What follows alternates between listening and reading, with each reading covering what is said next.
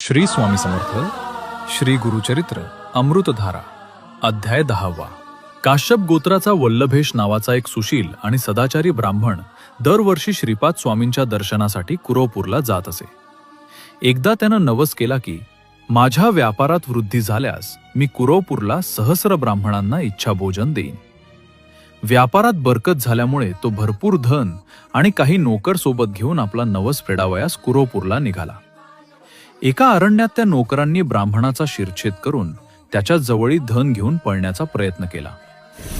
तेवढ्यात एक जटाधारी साधू हातात त्रिशूळ व खड्ग घेऊन प्रगट झाला व त्या चोरांना मारण्यास सुरुवात केली. त्यांतील एका नोकरास जीवदान देऊन ब्राह्मणाच्या अंगावर विभूती प्रोक्षून त्याला पुन्हा जिवंत केले. घडलेला सर्व प्रकार जाणून ब्राह्मणाला खात्री पटली की आपले प्राण वाचवणारे दुसरे तिसरे कुणी नसून श्रीपाद स्वामीच होते आणि त्यांनी आपला संकल्प पूर्ण केला.